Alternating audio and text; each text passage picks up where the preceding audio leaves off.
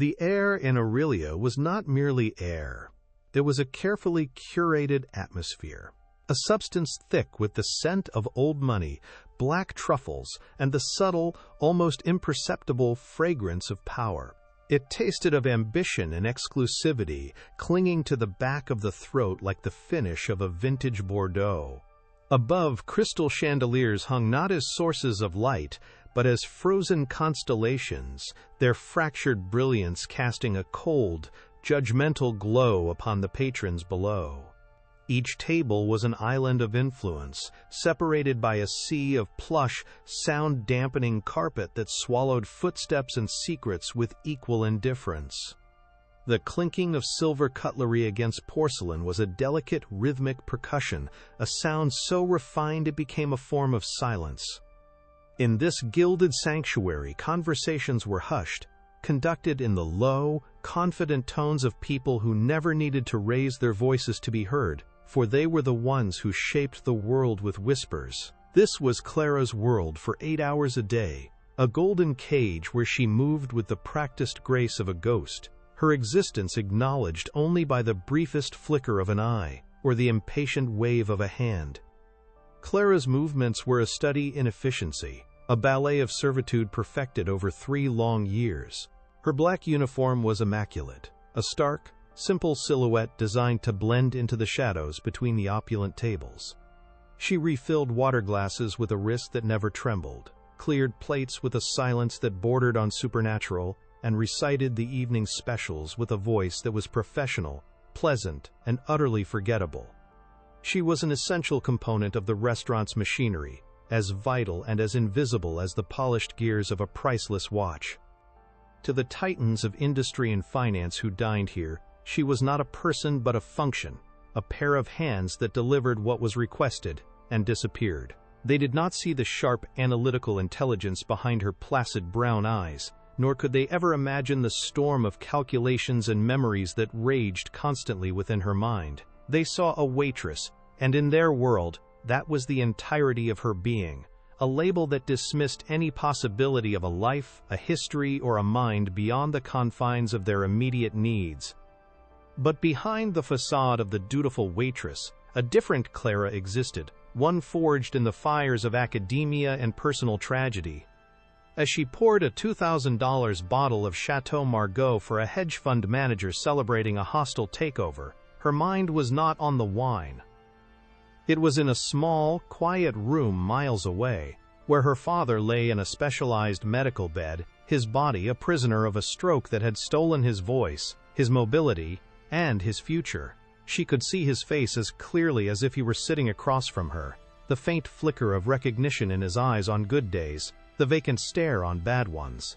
The crushing weight of his medical bills, a sum that grew with each passing week, was the reason she endured the silent contempt of places like Aurelia. This job, with its generous tips from patrons who thought nothing of spending 5 figures on a single meal, was the only thing standing between her father and a state-run facility. She served the architects of her family's ruin to pay for the care necessitated by their greed, a cruel irony that fueled a cold, silent fury deep within her soul.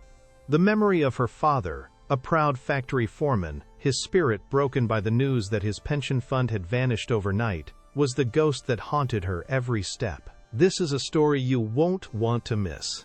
Before we dive in, let us know where you're watching from in the comments below. We love seeing our global audience. And if you enjoy stories where justice is served, make sure you're subscribed. Clara's mind was her secret weapon, a tool she kept sharpened in the darkness. She was once the valedictorian of her university's finance program, a prodigy in forensic accounting who could see the narrative hidden within a balance sheet, the crime concealed in a footnote. Even now, surrounded by the casual talk of mergers and acquisitions, her brain worked on autopilot. The hedge fund manager boasted of shell corporations in the Cayman Islands, and her mind instantly mapped the web of deceit, identifying the telltale signs of asset stripping and tax evasion. Another patron discussed a complex derivative strategy, and she mentally ran the numbers, spotting the fatal flaw in his logic that would cost his investors billions. She had to actively suppress this part of herself to force the brilliant accountant back into her cage, lest the mask of the deferential waitress slip. It was a constant, exhausting battle to know so much and be seen as so little, to possess the knowledge to dismantle these empires while being paid to serve them coffee. The evening was unfolding with its usual monotonous precision until a small, shivering creature caught her eye through the thick glass of the service entrance. It was a dog, a scruffy terrier mix with matted fur and ribs that were starkly visible even from a distance. Its eyes, however, were what held her captive. They were filled with a weary, intelligent sadness that resonated with a place deep inside her.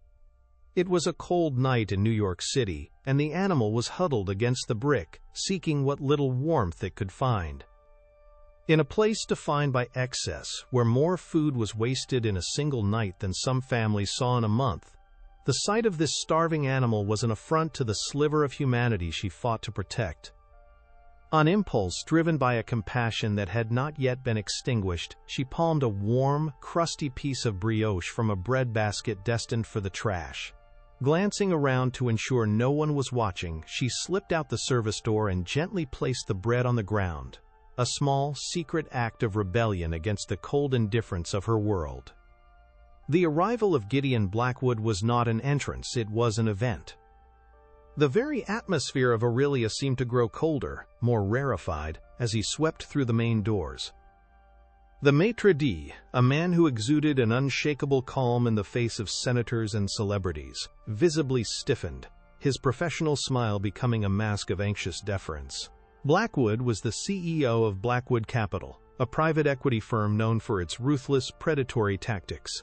He moved with the predatory grace of a shark, his custom-tailored suit, a dark armor, his $1,000 shoes silent on the plush carpet. He was followed by a nervous-looking junior associate, a young man who seemed to shrink in his boss's formidable shadow. Blackwood didn't look at the staff, he looked through them.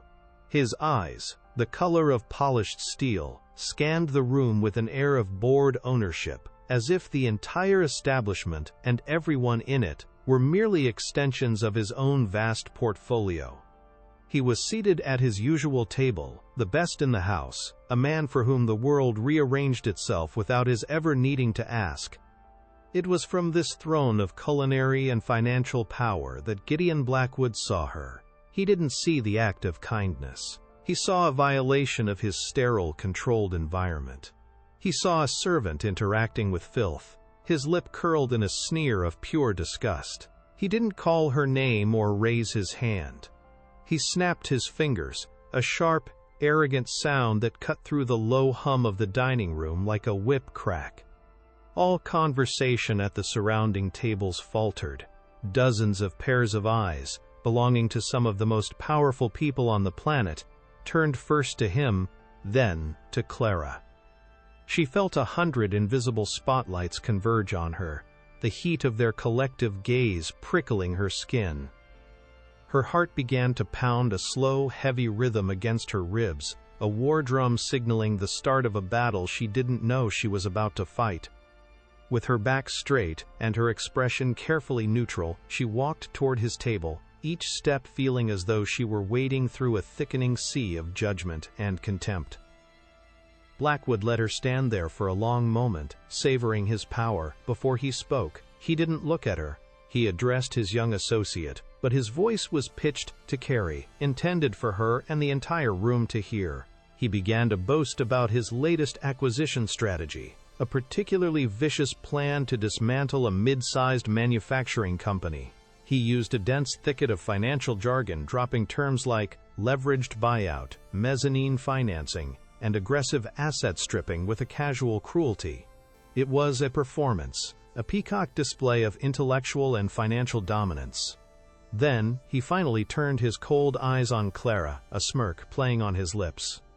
"It's probably too complicated for you, dear," he said, his voice dripping with condescension. "It's about how real money is made, not the spare change you get for tips. Just make sure my water is cold." The insult was designed to be absolute, to remind her of her place, to erase any notion that she was anything more than an object in his world. The final blow came swiftly after. Not content with the verbal humiliation, he decided to make an example of her. "And another thing," he boomed, gesturing imperiously toward the manager who was now rushing to the table. "I just saw your waitress feeding a stray animal right outside the service entrance. A filthy rat. She used bread from this kitchen, bread that I, your most valuable client, am paying for." He let the accusation hang in the air, heavy and poisonous. "It's unhygienic. It's theft.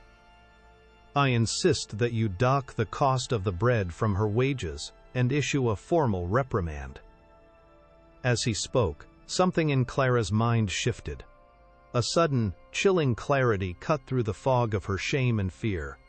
The terms he had used to describe his predatory strategy, the specific sequence of financial maneuvers, they weren't just familiar, they were identical. It was the exact blueprint, the same brutal, methodical playbook that had been used to destroy her father's company, to drain its pension fund, to shatter the lives of 500 families. In that horrifying instant, the man in front of her was no longer just an arrogant billionaire. He was the architect of her pain, the ghost who had haunted her family for years, and he had no idea he had just confessed his crimes to his most devoted victim. For a fraction of a second that stretched into an eternity, the world inside Aurelia ceased to exist. The low hum of powerful conversations, the delicate symphony of silver on porcelain, the distant murmur of the city beyond the gilded windows, it all dissolved into a singular, piercing frequency that vibrated deep within Clara's skull. Time did not so much stop as it did congeal, thickening around her like amber, trapping her in the horrifying clarity of the moment. The condescending smirk on Gideon Blackwood's face, the nervous flicker in his associate's eyes, the opulent backdrop of crystal and mahogany, it all became a surreal tableau, a painting of her own personal hell. His words, leveraged buyout, mezzanine financing, aggressive asset stripping, were not just financial terms, they were incantations, dark spells that had summoned the ghost of her past. They echoed in the hollow chambers of her memory, each syllable a hammer blow against the fragile walls she had built around her heart, the same walls that kept the image of her father, vibrant and whole, separate from the silent, broken man he had become. The air grew thin, and the scent of truffles and old money became suffocating, the smell of her family's ruin. A coldness, profound and absolute, began to spread from the pit of her stomach, a creeping frost that moved through her veins and solidified in her limbs. It was not the paralysis of fear, but the chilling stillness of recognition. Her mind, the forensic accountant's mind she fought so hard to suppress, had broken free from its cage. It was a predator released, and it moved with breathtaking speed, seizing upon Blackwood's careless monologue. The numbers, the strategies, the loopholes he boasted of, they were not just similar to the ones that had destroyed Midland manufacturing, they were identical. The specific sequence of shell corporations established in Delaware and funneled through the Cayman Islands, the precise method of inflating company debt to justify the liquidation of its pension fund. It was a signature, as unique and as damning as a fingerprint left at a crime scene. A wave of nausea washed over her, followed by a surge of white-hot fury so intense it burned away all fear, all hesitation, all thought of the consequences. She saw her father's face, not as he was now, but on the day he received the letter, his face pale, his hands trembling, as he read the words that declared his 35 years of loyalty worthless. That memory, that sacred wound, became her shield and her sword. The waitress was gone. In her place stood a woman forged in financial theory and tempered by personal tragedy. Her posture, once a study in deferential service, underwent a subtle but seismic shift. Her spine straightened, adding an imperceptible inch to her height. Her shoulders, which had been slightly rounded from years of carrying heavy trays, and the heavier weight of her grief, squared with a newfound resolve. Her hands, which had trembled just moments before, became perfectly still at her sides, her fingers relaxed but ready. She lifted her chin, and for the first time that evening, she made direct, unwavering eye contact with Gideon Blackwood. The placid, professional mask she wore had not just slipped, it had disintegrated, revealing the sharp, analytical intelligence that lay beneath. Her breathing, which had been shallow and tight in her chest, deepened into a slow, controlled rhythm, each exhale a silent purging of the years of suppressed rage and helplessness. The air around their table seemed to crackle with a new energy, a shift in the balance of power so profound that even the oblivious diners nearby began to sense that something extraordinary was about to happen. The hunter had just realized he was speaking to the one person in the world who knew exactly where all the bodies were buried. When she finally spoke, her voice was unrecognizable. The pleasant, slightly detached tone of the waitress had been replaced by a voice that was calm, clear, and resonated with an authority that was utterly incongruous with her uniform. It was a voice that belonged in a boardroom, not a dining room. "You've made a mistake," she said, the words cutting through the tense silence with the precision of a scalpel. There was no anger in her tone, no hint of the emotional storm raging within her. There was only a terrifying, absolute certainty. The junior associate flinched as if struck. Blackwood's smirk faltered, replaced by a flicker of confusion, then annoyance.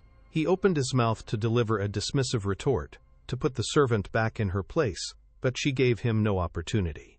She had seized control of the conversation, of the room, of the entire narrative, and she was not about to relinquish it. The eyes of every patron at the surrounding tables were now fixed on them, their own whispered conspiracies forgotten in the face of this captivating, inexplicable drama unfolding before them. They were witnessing the impossible. A ghost was speaking, and a titan was being forced to listen. "Your math on the post-acquisition debt-to-equity ratio is fundamentally flawed," Clara continued, her voice maintaining its unnervingly level pitch. "You failed to account for the contingent liabilities associated with the underfunded pension obligations of the target company, a figure which, based on their last 10K filing, stands at approximately $112 million. You are calculating your leverage based on the company's current book value, but the moment you acquire it, that liability legally transfers to you, instantly pushing your debt ratio far beyond the covenants of your mezzanine financing agreement." She paused, letting the technical precision of her words sink in. The junior associate's face had gone ghost white. He was frantically scribbling on a napkin, his hand shaking. Blackwood stared at her, his expression a mixture of disbelief and dawning horror. It was as if his pet cat had suddenly started reciting Shakespearean sonnets. The world he understood, a world of clear hierarchies and established roles, was beginning to fracture around him, and he had no idea why. He was being intellectually dismantled by a woman whose only purpose, in his mind, was to refill his glass of water. "Furthermore," she went on, her gaze never leaving his, "the specific structure you outlined for moving the acquired assets through a series of single-purpose shell entities based in Delaware before transferring them to an offshore holding company in the Caymans to avoid capital gains tax isn't just aggressive. It constitutes a textbook case of fraudulent conveyance." Her voice hardened slightly, taking on the sharp edge of a prosecutor delivering a closing argument. Under Section 548 of the U.S. Bankruptcy Code, any transfer made with the actual intent to hinder, delay, or defraud creditors can be voided.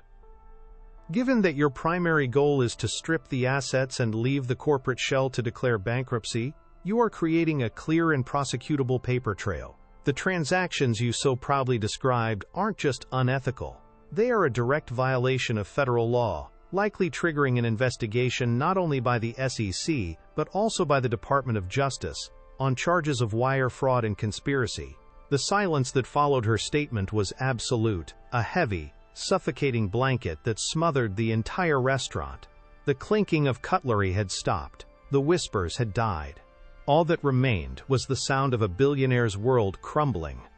The smug mask of Gideon Blackwood finally shattered, revealing the raw, ugly face of his ego.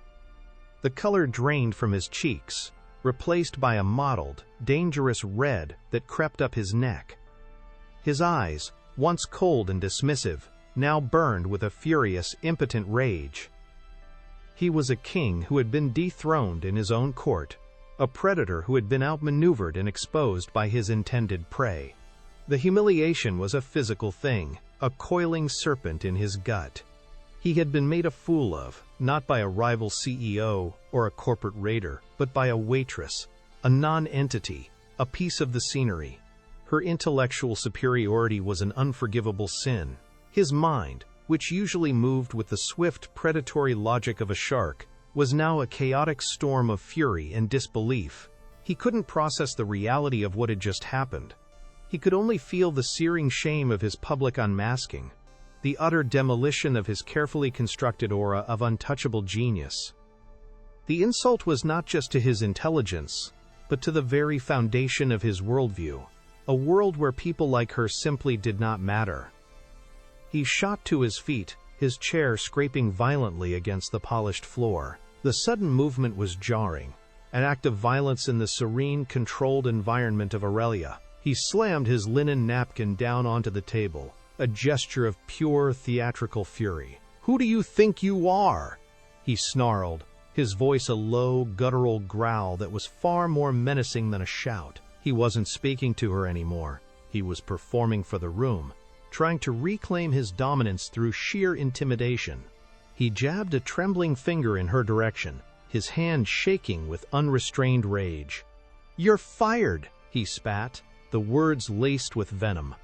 He then turned his blazing eyes toward the manager, who was now scurrying toward the table, his face a mask of pure terror.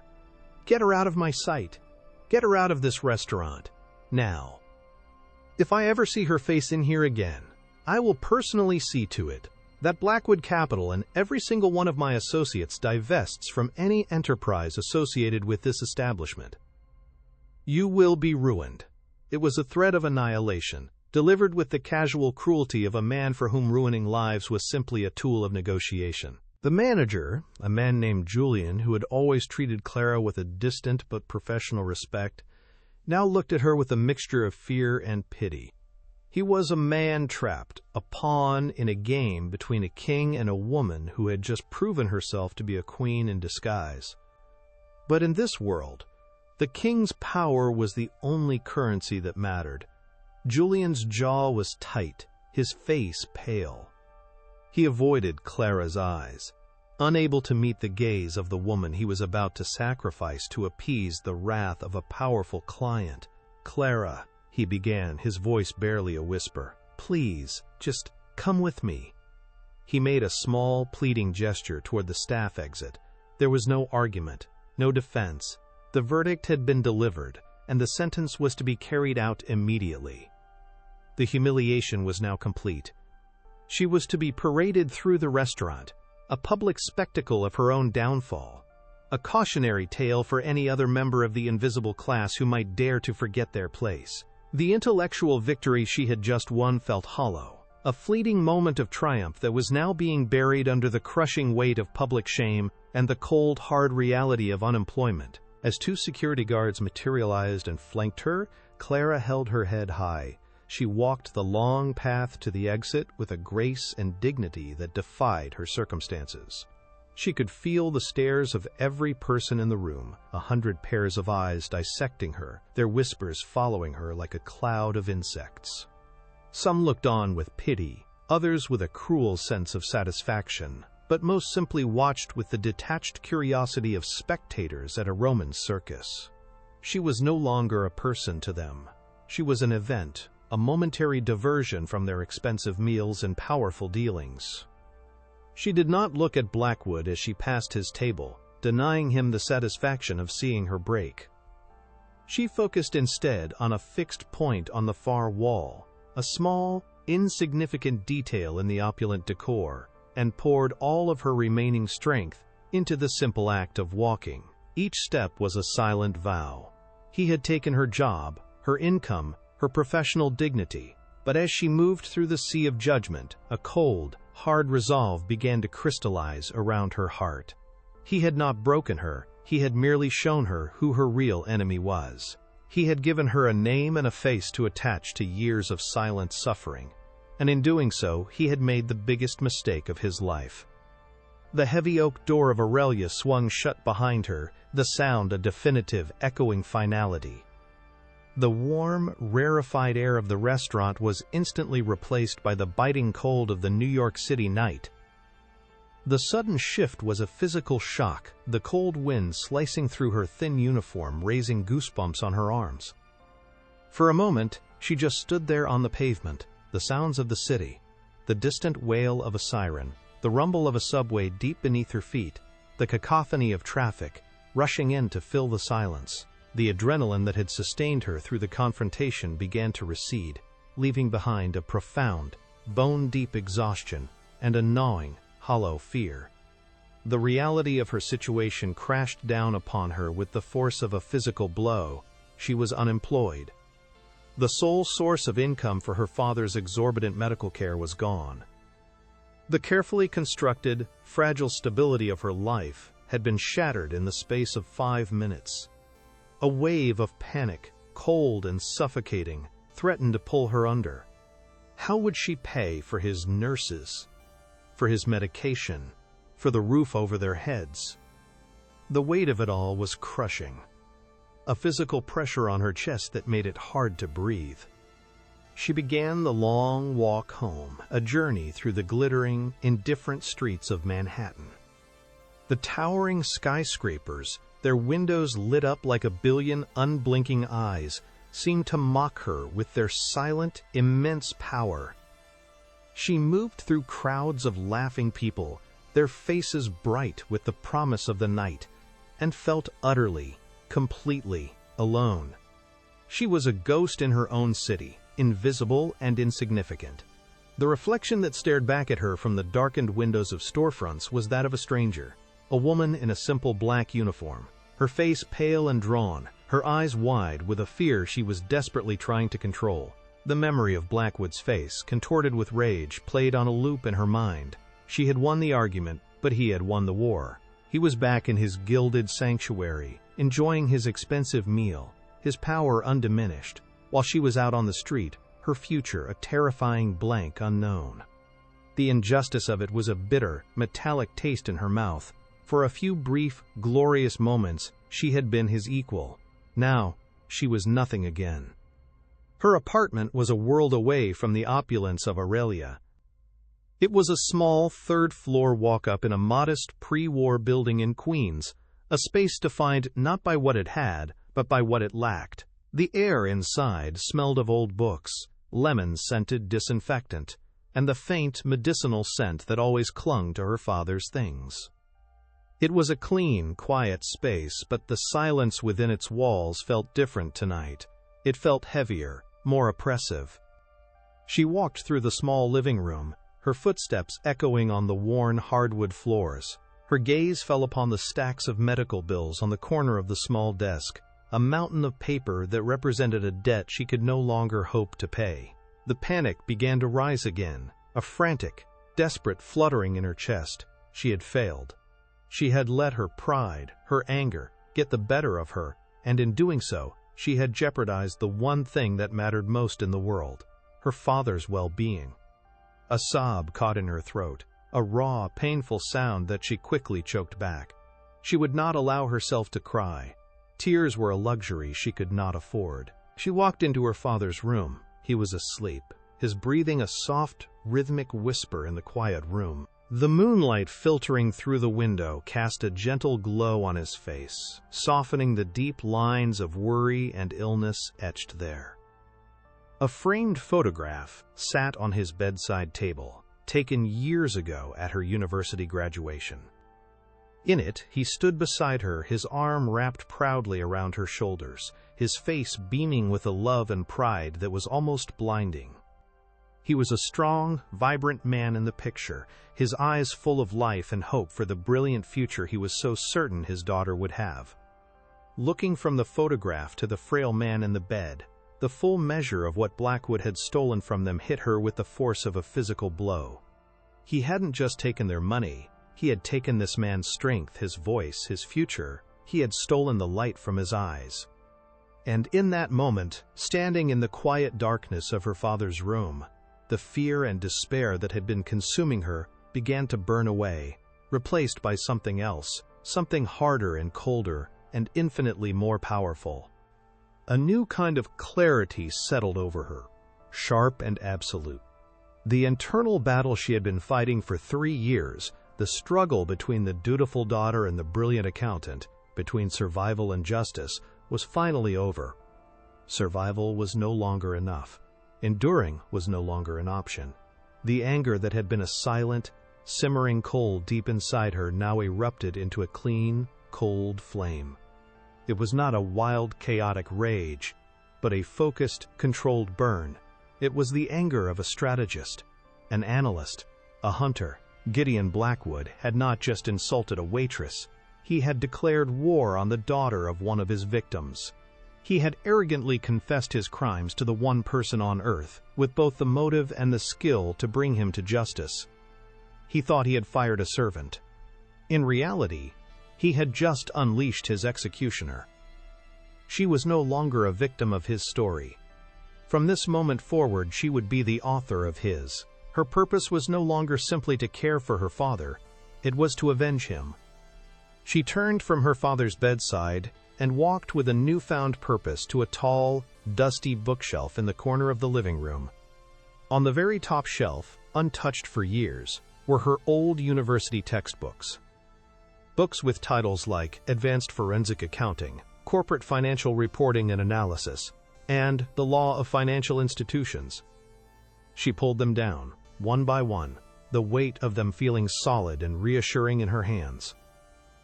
Wiping the dust from their covers was like wiping the dust from a part of herself she had long thought buried. She carried the heavy stack to the small kitchen table and sat down, the worn, familiar pages falling open under the dim light. The complex equations, the dense legal precedents, the intricate case studies. They were not just academic exercises anymore. They were weapons. She had been a soldier without a war, a weapon left to rust in a forgotten armory. But tonight, her enemy had revealed himself, and the war had finally begun. She opened her old, scuffed laptop, its screen glowing to life in the darkened room. The familiar hum of the machine was a comforting sound, the sound of her old life, her real life, returning. Her fingers, nimble and sure, flew across the keyboard. She started where any good forensic accountant would, with the public record. She pulled up every available document on Blackwood Capital SEC filings, quarterly reports, press releases, shareholder letters. For the first few hours, it was a frustrating, almost impenetrable wall of corporate legalese and carefully sanitized numbers. Blackwood was a master at hiding his tracks, at creating a public facade of legitimacy and corporate responsibility that was nearly perfect. But Clara knew that no facade was truly seamless. Every lie, no matter how well constructed, had a weak point. Every crime left a trace, a faint digital or paper echo that could be found by someone who knew how and where to look. She was looking for a single thread, a tiny inconsistency that she could pull on until the entire tapestry of his deceit began to unravel. Her mind, now fully engaged, was a whirlwind of activity. The skills that had lain dormant for 3 years came roaring back to life, sharper and more focused than ever. She cross-referenced filings from a decade ago with recent reports, searching for discrepancies in asset valuations. She built a complex flowchart, mapping out the labyrinthine network of Blackwood Capital subsidiaries and offshore holding companies, her pen flying across sheets of paper as she connected the dots. The casual conversations she had overheard at Aurelia, the snippets of boasts and complaints from Blackwood's peers, suddenly took on new significance. A name dropped here, a deal mentioned there. They were all data points, pieces of a puzzle she was slowly, methodically assembling. The sun had not yet begun to rise, but the small kitchen was now a command center, the table covered in a chaotic but organized mosaic of papers, charts, and highlighted financial statements. The exhaustion had vanished, burned away by the pure, focused intensity of her purpose. Then she found it. It was a tiny detail, buried deep in a footnote on page 247 of an annual report from 7 years ago, the year her father's company was destroyed. It was a reference to a third-party consulting firm, a company called Ethelred Advisory Group, which had been paid an exorbitant fee of $25 million for restructuring services related to the Midland manufacturing acquisition. The name was innocuous, but the fee was astronomical, completely out of proportion for a firm of its size and obscurity. A quick search revealed that Ethelred Advisory Group had been dissolved just 6 months after the deal was completed. It was a ghost company, a phantom created for a single purpose.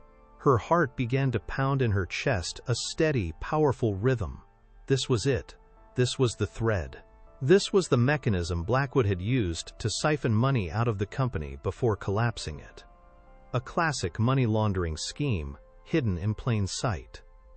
It was the first piece of hard evidence, the first crack in his impenetrable fortress. She knew she couldn't do this alone. Blackwood was too powerful, his resources too vast. She needed help, she needed guidance, and she knew exactly who to turn to. Her mind flashed to a man from her past, a figure who had been both a teacher and a mentor during her time at the university. Dr. Alistair Finch. He had been a professor of business ethics, but before his academic career, he had spent 20 years as a senior enforcement attorney for the Securities and Exchange Commission. He was a legend, a man who had brought down some of the most corrupt figures on Wall Street. He had seen her potential, had encouraged her, had told her she had the sharpest mind for financial forensics he had ever encountered. He had been disappointed when she dropped out, but he had understood. Now she needed his wisdom, his experience, his strategic mind. He was the one person who would not only believe her, but would know exactly how to guide her through the legal and financial minefield that lay ahead. With trembling but determined fingers, she began to compose an email. She chose her words with the same precision she used to analyze a balance sheet. She laid out the facts clearly and concisely: the encounter at the restaurant, Blackwood's unwitting confession, her immediate termination, and the discovery she had just made about Ethelred Advisory Group. She attached a scanned copy of the relevant page from the annual report, highlighting the footnote. She didn't plead or embellish. She simply presented the evidence and made her case, appealing not to his sympathy, but to his lifelong, unwavering commitment to justice. She explained the personal connection, the destruction of her father's life, framing it not as a quest for personal revenge, but as a fight for the 500 other families who had lost everything.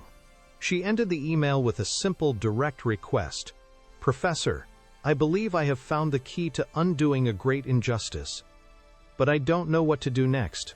I need your help." She stared at the screen for a long moment, took a deep breath, and clicked send. The email disappeared into the digital ether, a message in a bottle sent out into the vast, dark ocean, carrying with it the last, best hope for her family's future. As the first pale, gray light of dawn began to creep through the kitchen window, casting long shadows across her wall of evidence, Clara felt a sense of peace she hadn't experienced in years.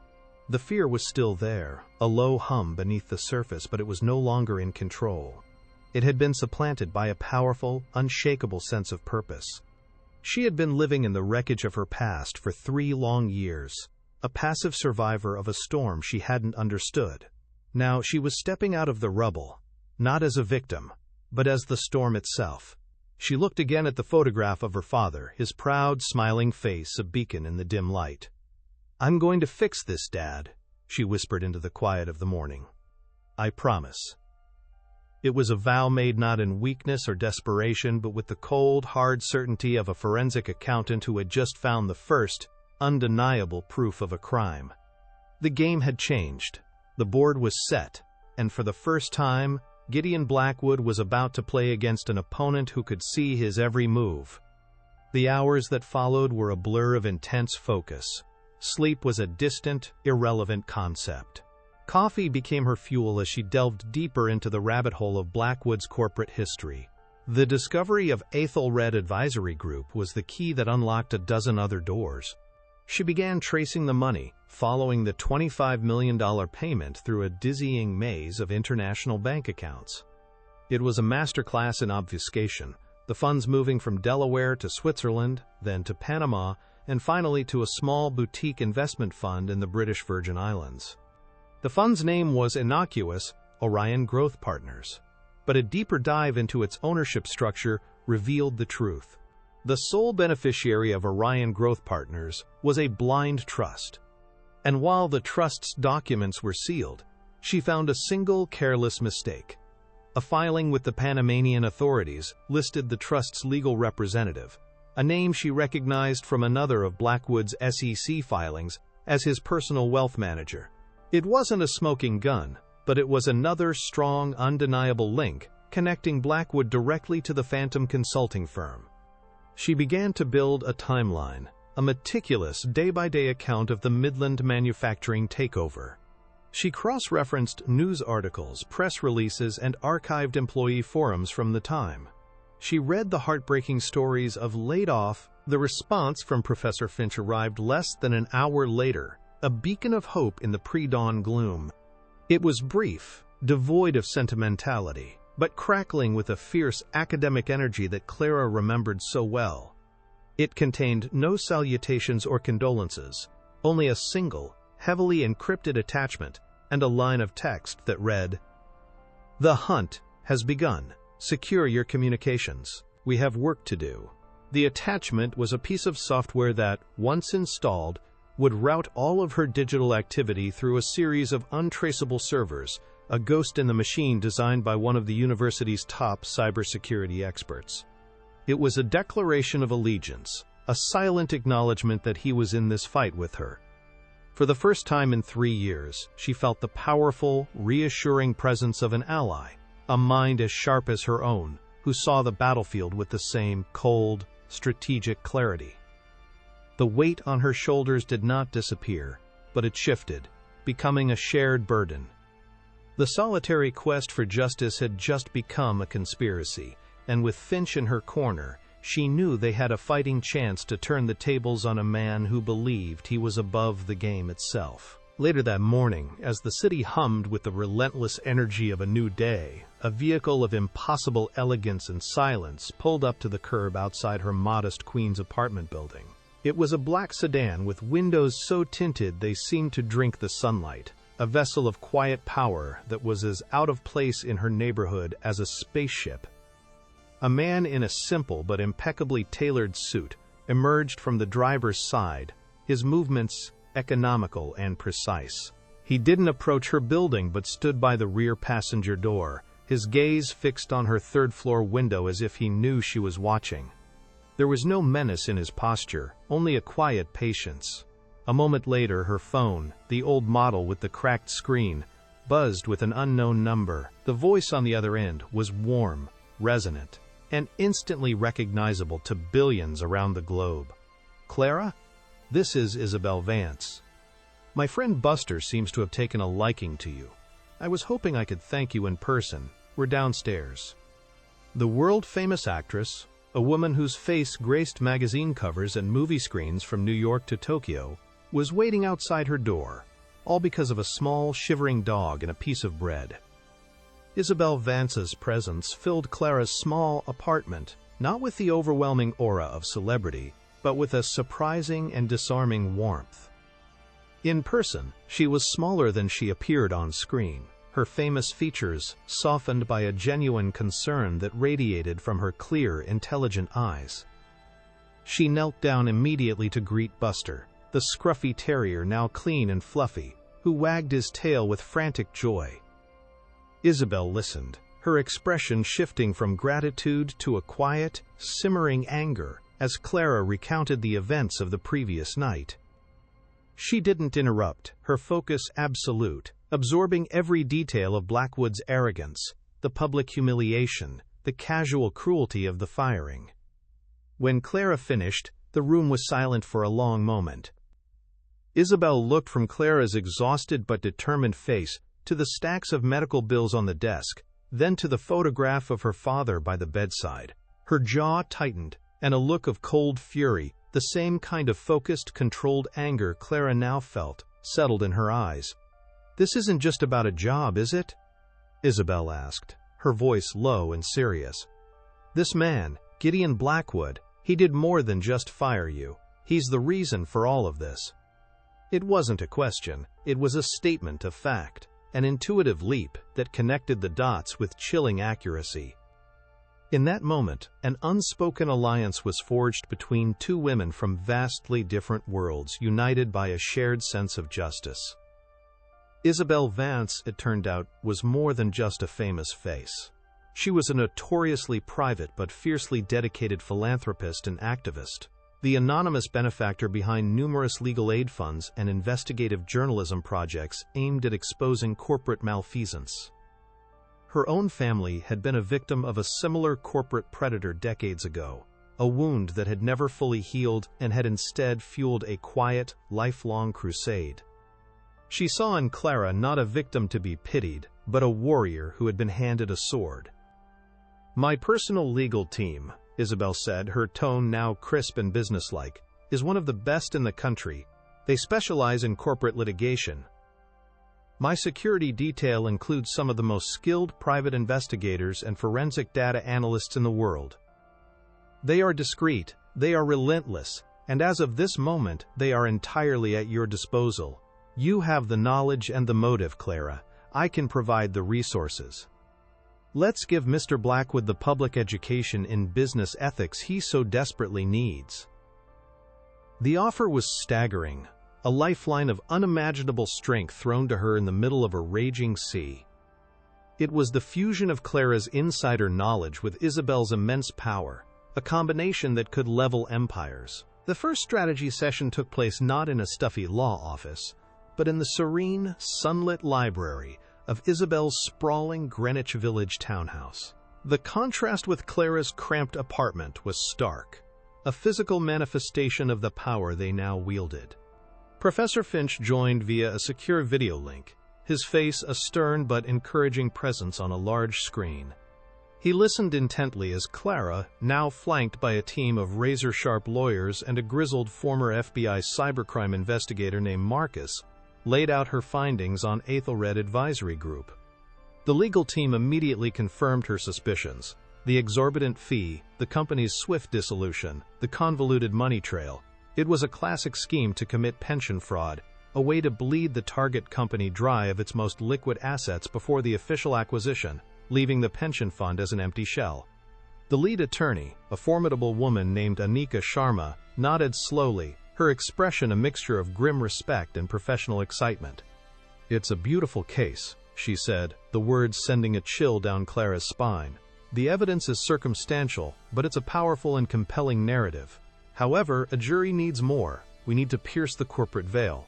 We need to find the document, the email, the wire transfer that directly connects Gideon Blackwood's personal finances to this fraudulent transaction." The hunt began in earnest.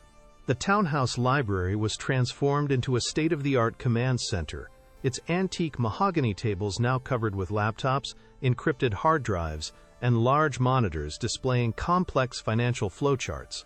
Clara was no longer just an analyst, she was the director of the operation, her unique understanding of Blackwood's methods guiding the entire team.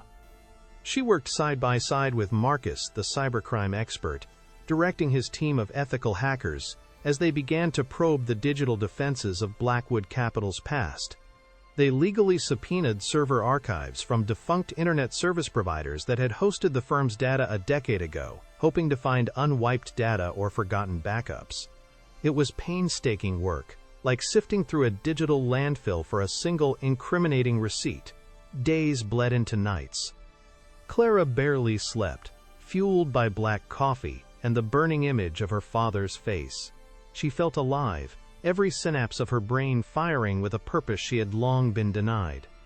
She was in her element, the brilliant mind finally unleashed on the problem it was born to solve, surrounded by a team that saw her not as a waitress, but as their most valuable weapon.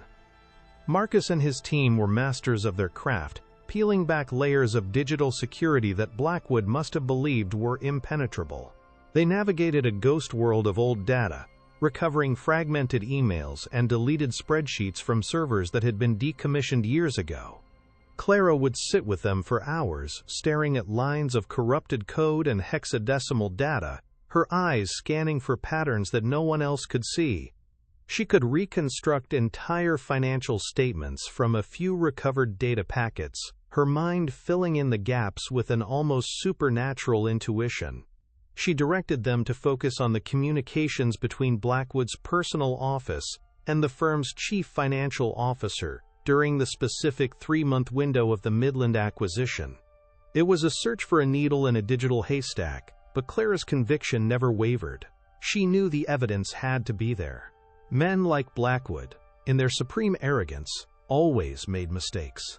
They always left a trace, believing themselves too clever, too powerful to ever be caught by the likes of her. After a week of relentless searching, they found something. It wasn't the smoking gun, but it was a crucial piece of the puzzle. They recovered a series of encrypted emails between Blackwood's CFO at the time, a man named Martin Wexler, and the law firm that had set up the Aethelred Shell Corporation. The emails discussed the Aethelred restructuring fee in coded language, referring to it as the special performance bonus. More importantly, one email from Wexler contained a chillingly casual instruction. Per GB's direct order, ensure all documentation related to the SPB is firewalled from the main acquisition server and scheduled for deep erasure 90 days post-closing. He wants no paper trail, digital or otherwise. G.B. Gideon Blackwood. It was the first piece of text that placed him at the center of the conspiracy, giving a direct order to conceal and destroy evidence. A wave of triumph washed over Clara, so potent it made her dizzy. They were getting closer. The ghost was beginning to take shape, and now it had a name attached to it. The digital trail, however, had its limits. The actual wire transfer instructions, the documents that would prove where the $25 million ultimately ended up, were not on any server they could access. As the lawyers had predicted, the money had been routed through a notoriously secretive Swiss bank, an institution that guarded its clients, privacy with the ferocity of a dragon guarding its hoard. A legal subpoena would take years to navigate through international courts, by which time Blackwood would have covered his tracks a dozen times over. They had hit a wall, a fortress of legal and financial granite. The mood in the command center grew tense. Frustration began to set in. They had the motive, the method, and the cover-up, but they lacked the final, irrefutable link. It was then that Professor Finch, his face grim on the video screen, uttered the words that would change the course of their investigation. A fortress like that isn't breached by force. You need a key. You need someone on the inside. The search for a human source began. Clara, with her intimate knowledge of the players involved in the Midland deal, took the lead. Her mind sifted through the names of executives and managers from that time. Most were Blackwood loyalists, men and women who had profited handsomely from his predatory tactics. But there was one name that stood out: Martin Wexler, the former CFO. Public records showed that Wexler had left Blackwood Capital abruptly, about a year after the Midland acquisition. There was no golden parachute, no celebratory farewell press release. He had simply vanished from the corporate world, falling off the map entirely. Digging deeper, Isabel's investigators found that he was now living a quiet, secluded life in upstate New York, having seemingly retired in his early 50s. It was an anomaly, a red flag. A man at the center of such a massive, profitable deal didn't just walk away unless he was forced out or had a crisis of conscience. Wexler was their key. He had signed the documents. He knew where the money went. The question was, would he be willing to talk? Convincing a man like Martin Wexler to betray a titan like Gideon Blackwood would be nearly impossible. A direct approach was too risky. It would give him time to panic, to call Blackwood, to disappear forever.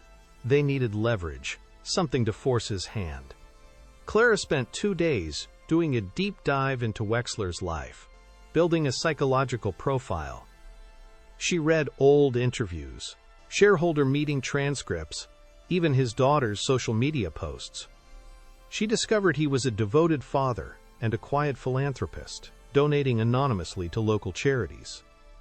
He was a man who, unlike Blackwood, seemed to possess a conscience. She also found his vulnerability.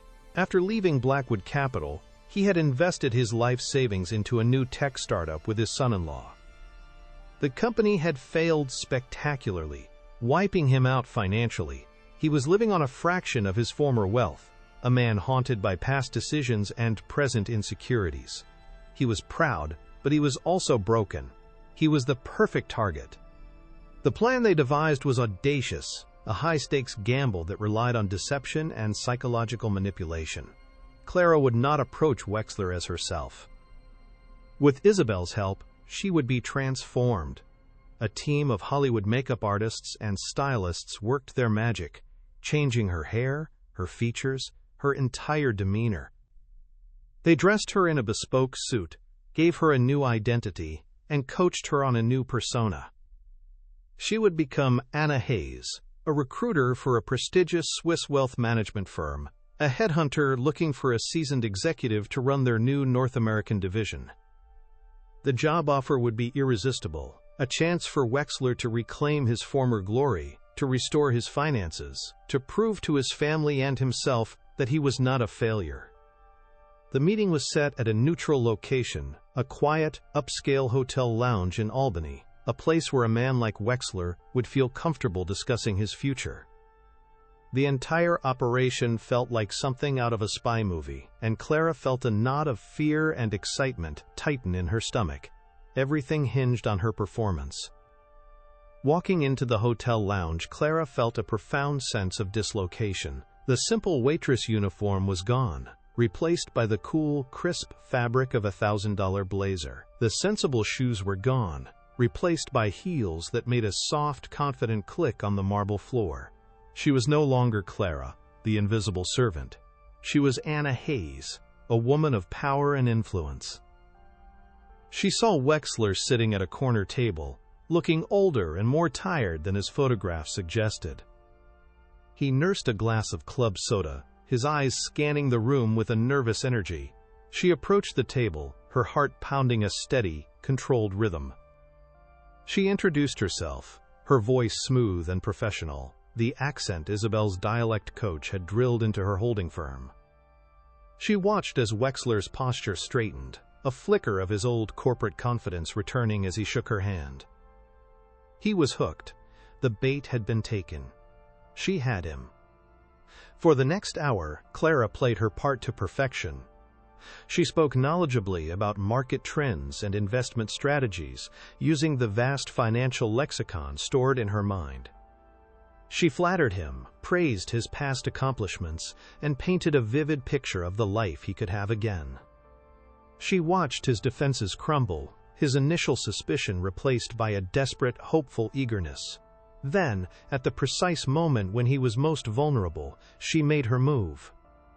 She leaned forward slightly, her voice dropping to a confidential whisper. "Of course, Martin, for a position of this seniority, our firm's due diligence is exhaustive. We already know everything about your time at Blackwood Capital. We know about Midland Manufacturing, and we know about Ethelred." She let the name hang in the air between them, a grenade with the pin pulled. The color drained from Wexler's face. The hope in his eyes was replaced by a raw, primal fear. He looked like a man who had just seen a ghost from a past he thought he had successfully buried. The facade of Anna Hayes dissolved, and for the first time, Wexler saw the real Clara. Her voice was quiet but laced with steel. "I'm not a recruiter, Mr. Wexler. My name is Clara. My father was a foreman at Midland Manufacturing for 35 years. He's in a medical bed, unable to speak or walk because of what you and Gideon Blackwood did." She didn't raise her voice. She didn't need to. The simple, devastating truth of her words was more powerful than any threat. She saw a flicker of something in his eyes, not just fear, but shame. A deep, buried shame that he had been living with for nearly a decade. She pushed a single piece of paper across the table. It was a non-prosecution agreement drafted by Isabel's legal team, offering him full immunity in exchange for his testimony and any and all evidence he possessed against Blackwood. "You have a choice," Clara said softly. "You can continue to protect the man who used you and threw you away, or you can help the 500 families whose lives you helped destroy. You can be a coward, or you can be the man your daughter thinks you are." Wexler stared at the document for what felt like an eternity, his hands trembling. The internal war raging within him was plain to see on his face. He was a man trapped between the fear of a powerful enemy and the crushing weight of his own conscience. He finally looked up, his eyes meeting Clara's. They were filled with a weary, defeated resignation, but also a tiny spark of something new: resolve. "He keeps it in a safe deposit box," Wexler said, his voice barely a whisper, hoarse with years of unspoken guilt. Not a bank. A private vault company in Midtown. He thought it was more secure, less regulated. He called it his insurance policy. A single ledger. It contains the account numbers, the transfer dates, the final destination of every dollar siphoned through Ethelred. He made me keep a second key, as a failsafe. He said if anything ever happened to him, I was to destroy it. I never did. He reached into his briefcase and pulled out a small, simple key, placing it on the table between them. It looked insignificant, but Clara knew what it was. It was the key to Blackwood's kingdom. It was the smoking gun. It was justice. The final piece of the puzzle was the most dangerous. The private vault company was a fortress, accessible only to its elite clientele. But Isabel Vance, it turned out, was one of those clients. The plan was simple in its audacity. Isabel would make an appointment to visit her own vault, with Clara accompanying her as her new quote-unquote financial advisor. While Isabel distracted the facility manager, Clara, armed with Wexler's key and a copy of the vault rental agreement he had provided, would access Blackwood's box. A miniature high-resolution scanner the size of a pen was concealed in her briefcase. The risk was immense. If they were caught, the legal ramifications would be catastrophic. But there was no other way. They had one chance to get the evidence they needed to burn Blackwood's empire to the ground. The weight of the small key in Clara's pocket felt immense, a tangible symbol of the fate of hundreds of families resting in her hands. The day of the gala was fast approaching. Gideon Blackwood was preparing to take the stage and accept a philanthropic award, a final cynical act of reputation laundering. The team gathered one last time in Isabel's library, the tension in the room so thick it was almost a physical presence. They had the evidence.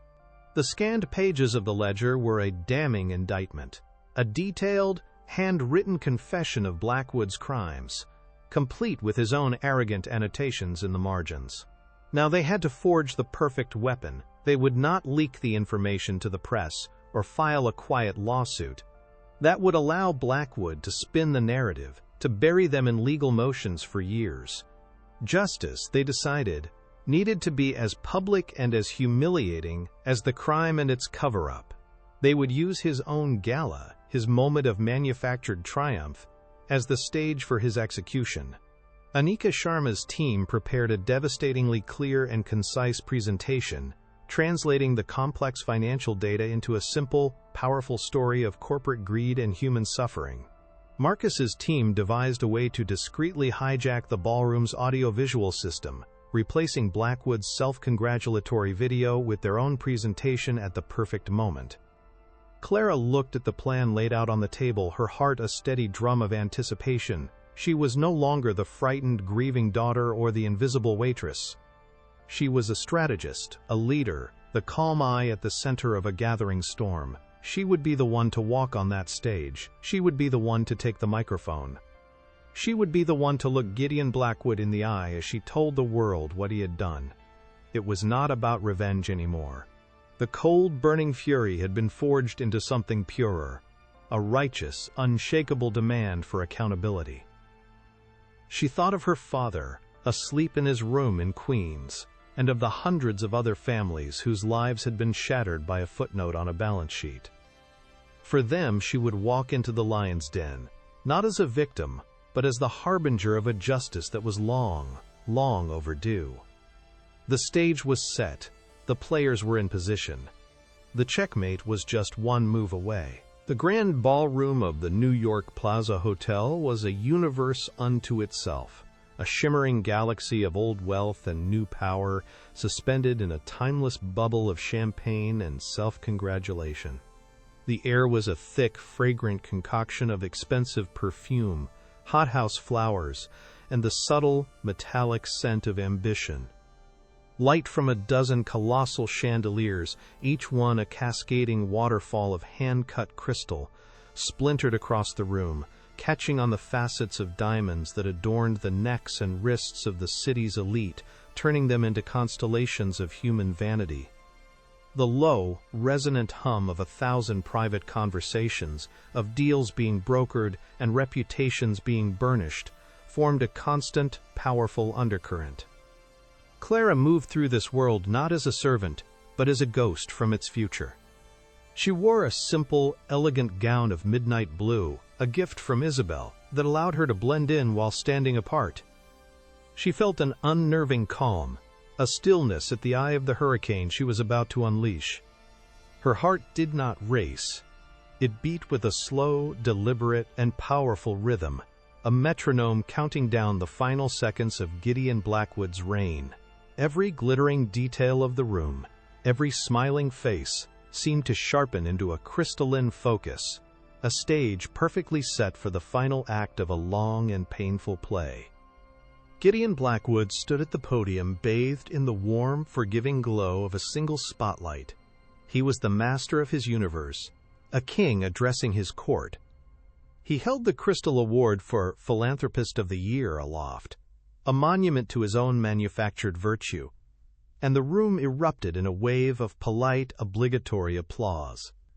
His speech was a masterpiece of corporate sophistry, a carefully woven tapestry of empty platitudes about ethical capitalism, social responsibility, and the sacred duty of the powerful to uplift the less fortunate. He spoke with a practiced, paternalistic warmth, his voice dripping with a sincerity that was as false as the award in his hand. Clara watched him from the shadows at the side of the room, and the image of her father, frail and silent in his medical bed, superimposed itself over Blackwood's triumphant figure. The dissonance was a physical blow, a silent scream in the cavern of her mind. This man, this predator who had devoured her family's future for a fractional increase in his quarterly earnings, was now lecturing the world on morality. The sheer, unadulterated hypocrisy of it all did not enrage her. It solidified her purpose into something as hard and as clear as the diamonds glittering around her. She was not here to destroy a man. She was here to correct a fundamental lie. At the precise moment Blackwood paused for a dramatic effect, his lips curled into a benevolent smile, the two enormous screens flanking the stage flickered. His self-congratulatory corporate logo, a stylized BC, dissolved, not into darkness, but into the crisp black and white image of a legal document. A quiet gasp rippled through the ballroom as hundreds of eyes squinted to read the text. It was the Articles of Incorporation for a company named Ethelred Advisory Group. Blackwood's smile froze on his face, a rictus of confusion. Then, the screen changed again, displaying a bank statement from a Swiss account, showing a single deposit of exactly $25 million. A cold, dawning horror began to creep into Blackwood's eyes. He looked wildly at the tech booth, his face contorting into a mask of rage, but it was too late. The narrative was no longer his. With a poise that was both terrifying and absolute, Clara emerged from the shadows and began her slow, deliberate walk toward the stage. A path cleared before her as if by an invisible force. The whispers in the room died, replaced by a silence so profound it seemed to suck the very air from the ballroom. Every eye was on her, this unknown woman in the simple blue gown, who moved with the inexorable purpose of fate itself. She did not rush the stage or seize the microphone. She simply walked to a secondary lectern, placed there for introductions, and tapped the microphone gently. The soft sound echoed through the silent hall like a gunshot. "Good evening," she began, her voice calm, clear, and carrying to every corner of the room. It was the voice of a forensic accountant. a voice that dealt not in emotion, but in irrefutable fact.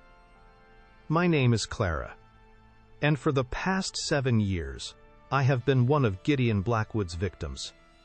She paused, letting the words land with their full, devastating weight. Behind her, the screen shifted to a new slide, a side-by-side comparison of Blackwood Capital's soaring profits and the Midland Manufacturing Pension Fund's balance, which plummeted to zero in the same fiscal quarter. "Mr. Blackwood speaks of ethical capitalism," she continued, her gaze locked on his. "I would like to offer a case study. It involves a shell corporation called Ethelred, a $25 million fraudulent conveyance disguised as a consulting fee, and the systematic, illegal draining of a pension fund that represented the life savings of 512 families." The screens behind her began to cycle through the evidence, the wire transfer instructions, Martin Wexler's sworn affidavit, and the damning pages of Blackwood's own handwritten ledger, his arrogant notes in the margins magnified for all to see. The collapse was total and immediate. It was not a slow decline, but a catastrophic implosion of a man's entire world.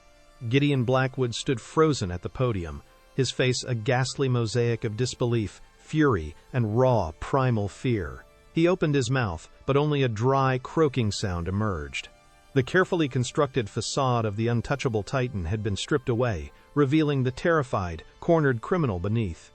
The audience was no longer a collection of admirers. It was a jury that had just delivered a unanimous guilty verdict. The whispers started again, no longer hushed, but sharp and urgent. Phones were out, fingers flying across screens as brokers were called. Lawyers were summoned, and reporters in the room began transmitting the story of the decade. Then, through the grand entrance at the back of the ballroom, 2 men and a woman in dark conservative suits entered. They moved with a quiet, unmistakable authority that cut through the chaos. They were not guests. They were federal agents from the Securities and Exchange Commission's Enforcement Division. They walked directly toward the stage, their faces grim and resolute, their purpose clear. The clicking of the handcuffs as they were fastened around Gideon Blackwood's wrists was the only sound that mattered, a final, definitive punctuation mark on a story of greed and its ultimate public reckoning. Type justice in the comments if you got chills when Clara finally exposed the truth. The months that followed were a whirlwind of legal battles and screaming headlines. The fall of Gideon Blackwood was as swift as it was brutal. His empire, built on a foundation of lies and predatory tactics, crumbled into dust. His assets were frozen, his company was dismantled, and he was left to face a litany of federal charges that would ensure he spent the rest of his life in a world far removed from the opulence he once commanded. But Clara took no joy in his destruction. Her victory was not celebrated with champagne and parties, but with a quiet, profound sense of peace. The true measure of her success was not in the headlines, but in the small, sunlit room in Queens where her father was beginning a new, intensive therapy program, paid for by the restitution funds the court had ordered. One afternoon, as she was reading to him, he reached out a trembling hand and placed it on hers. He could not speak, but his eyes, for the first time in years, were clear. They were filled not with confusion or pain, but with an overwhelming, silent pride. In that single, quiet moment, Clara knew that her fight had not just been for justice, it had been to give this man back his dignity, and she had succeeded. A few weeks later, she sat in Isabel Vance's sun-drenched library, the place where the war had been planned. Isabel slid a thick portfolio across the polished mahogany table. It was not a gift or a reward, but a proposal. The Vance Foundation is launching a new division, Isabel said, her voice filled with a quiet intensity. The Financial Crimes and Pension Defense Initiative. Its sole purpose will be to proactively identify and legally challenge predatory firms like Blackwood Capital before they can destroy lives. We need someone to run it.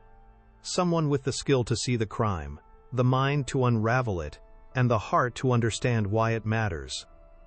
Clara opened the portfolio.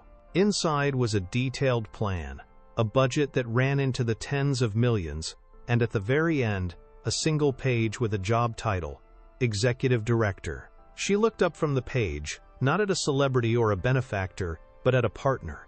She saw the same fire in Isabel's eyes that now burned in her own. She was being offered not just a job, but a calling, a chance to transform her greatest pain into her greatest purpose. Clara accepted. Her new office did not overlook the glittering spires of Wall Street, but a quiet, tree-lined park. Her desk was not cluttered with stock portfolios, but with the files of ordinary people, teachers, factory workers, nurses, whose futures were being threatened by the silent, unseen predators of the financial world. She was no longer a victim reacting to a crime committed against her. She was a guardian, a protector, standing as a shield between the vulnerable and the voracious. She had walked through the fire of humiliation and loss, and had emerged, not burned, but forged into something stronger, something unbreakable. Her journey from the gilded cage of Aurelia to this quiet office of purpose was a testament to the enduring power of a single, unwavering truth: that dignity has no price, that intelligence is a weapon, and that the most profound justice is not found in the downfall of the wicked, but in the ascension of the righteous. If Clara's incredible journey from underdog to powerhouse inspired you, show your support by hitting that like button and sharing this story with someone who needs to see it. And for more unforgettable stories of justice and empowerment, don't forget to subscribe and ring the notification bell.